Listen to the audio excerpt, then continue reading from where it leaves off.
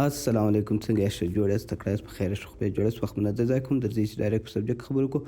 سبجیکټ مو د چی سره اخیستی دی هغه ته ویل کېږي فارماکولوژي. څه د فارماکولوژي کې مو د بیا پی پی آی ډرګ راخیستی دی. پی پی آی کوم دوا چې ده موږ ته چې کوم د معدې دوا بولو لکه اسومپرازول اومپرازول دا چیش دي څنګه کار کوي. د پی پی آی چیش لپاره ورته وایي د دې ډیفینیشنز او د دې میکانیزم په اخر کې میکانیزم درښیم. اول وایي ډیفینیشن داسې هلکل کس ښیم، په اخر کې میکانیزم اف اکشن دی څنګه کار کوي، څنګه معدې ته لاړ څنګه بند شي ده.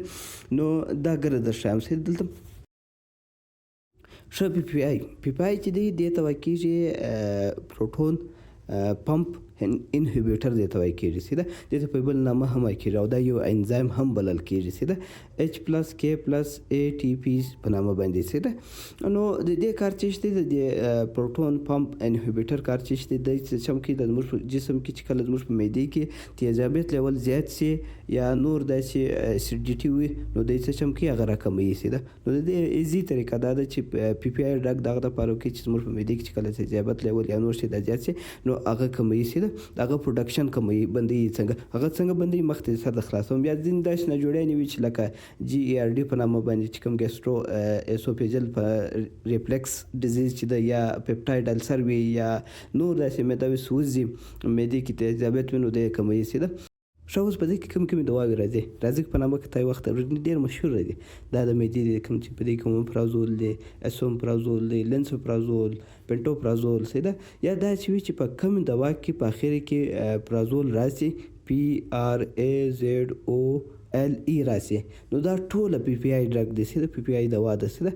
نو دا چې د موږ ته د معدې تیزابول کموي. څنګه کموي؟ هغه دلته اوس مخ ته سر خلاصیږي. ښه دلته دا تعریف دی. دا تعریف ښه سم وګوره. دا مالیکلې دي سیده په دې سم سره نه خلاصیږي سیده.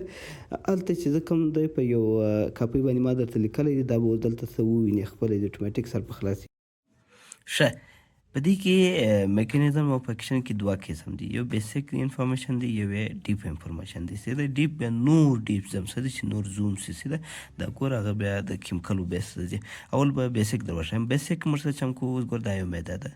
معدې سره موږ یو کله چې موږ په معدې کې یو ډېر سوځي یا ډېر تیزاب زیات شي یا موږ معده مې ډېر سوځي یا کله داسې وشي د دا ځګي کله چې دا تیزاب د ده زیات شي د خوراک سره نو دا تیزاب بیا څه چم کې پایپ ته راسي، د اسوفیګس ته راسي. دغه څخه یو قسم ناجوړي جوړېږي هغه ته ویل کېږي جي آر ډي په نامه باندې سیده. نو چې کله موږ ته جي آر ډي یا اسیډیټي یا په معده کې یو سوری وي، زخم وي، زخم د جوړوي یا یو بل داسې مسله وي یا یو انفیکشن وي نو دغه دپاره بیا ډاکټر څه سم وکړي چې ته ورته ډاکټر ته ووایي چې ما ته د جي آر ډي ده یا اسیډیټي ده، معدې تیزابیت مې زیات دی سیده. نو هغه څه سم وکړي پی پی آی ډرګ درکړي سیده. نو پی پی آی ډرګ چې درکړي نو پی پی آی بیا خپله څنګه میکانیزم کار استعمالوي. اوس دلته ګوره د دې د مخ څخه د معده چې ته کله داسې لږ رازوم کې نو په دې کې یو قسم داسې پروټون پمپ راته وي سیده. نو دا پروټون پمپ کار چې دی دا بیا تیزاب راباسي سیده، پروډوس. نو دا ګوره تیزاب د دغې سره باسي، تیزاب پروډوس سیده. نو کله چې ته د پی پی آی ډرګ وخورې نو د پی پی آی ډرګ را روان دلته راسي پر دې باندې په دا پروټون پمپ باندې ودرېږي. نو پر پروټون پمپ چې ودرېدل نو دا ګرده بلاک سو تیزاب بند ختم، ستا اسیډیټي هم ختم سو، جي آر ډي ډیزیز هم ختم سو سیده. او بیا د خوا داسې وي چې په کله موږ یو انفیکشن چې کله موږ مړ کوو لکه اچ پالوري نو ډاکټر هم کوشش کوي چې دا میډیسن ورسره درکړي.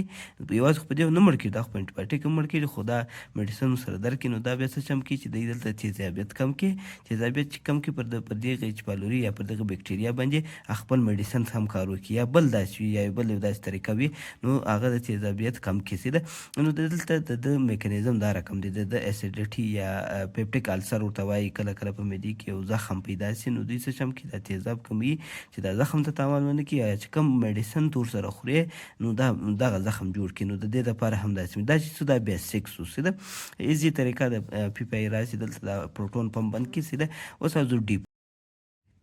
ښه ډیپ ډیپ مقصد مې دا دی چې اوس ګوره چې ته دا راواخلې دا ځای نور پسې زوم کې دا نه دی دا پروټون پمپ سره لاندې دا ځای چې دی دا چې پول زوم کې نو دا رقم راځي دلته دی دا بلډ سټریم سو د رګونو سو دا چې دی دا پریټل سیلز دې ته وایي کېږي اصل تیزاب د دادګي سره راځي سیده زه په دا عکسونه په بغل کې ښکاره کوم هغه کې به معلومېږي پر دې باندې درې قسم پروټین اټیچ کېږي یا هارمون یا پروټین سره اټیچ کېږي سیده ګیسټرین دی هسټامین دی اور ایچ سی وی ای سی ایچ په نامه دی دا پر دې ما ویډیو جوړه کړې ده ډیلین دا چیش دی چیش نه دی نو دا چې سره اټیچ شي نو دلته بیا د پریټل سیلز اکټیو شي سیده نو چې کله اکټیو شي نو دلته څه چم کېږي په دې کې اوبه پرتې وي د اوبو څخه خالي هایدروجن راجلا کېږي د ډېر نور ډیپ نظم دا به د 2-3 غنټې هم زیات دي نو هایدروجن ځین جلا کېږي سیده نو په دې کې هایدروجن هم وي او پوټاشیم هم وي کلورایډ هم وي نو دا به څه چم کېدای شي د ایونز یا مې دلته سپلینګ درته وایم ایونز چینل ورته وایي نو په دې په لاره باندې راوځي معدې ته راشي معدې ته چې راشي نو دلته بیا څه چم کې پوټاشیم هایدروجن هم پروت دی پوټاشیم هم پروت دی کلورایډ هم پروت دی بیا دلته ای ټي پي راځي ای ټي پي راشي دلته چې راله نو د دې څخه هایدروجن رالی دننه به ته رالی هایدروجن رالی به دغه پوټاشیم چې دی یو میټر غلط نسم پوټاشیم چې دی دننه به ته راشي دا په د چا په ذریعه کېږي دا د ای ټي پي د انرژي په ذریعه باندې کېږي سیده نو دلته پاتې سو خالي ایچ اور سی ایل پاتې سو سیده دا چې سو هایدروکلوریک اسید جوړ سو سیده ایچ سیل جوړ سو تیزاب جوړ سو سیده دا د بدلته سره پلس سره ومشلې د چا په ذریعه باندې د ای ټي پي په ذریعه باندې سیده نو د دې څخه تیزاب جوړ سو نو دلته بیا څه چم کېږي چې کله ته پی پی آی ډرګ راوړې پی پی آی ډرګ نو هغه دا چینلونه بلاک کړي سیده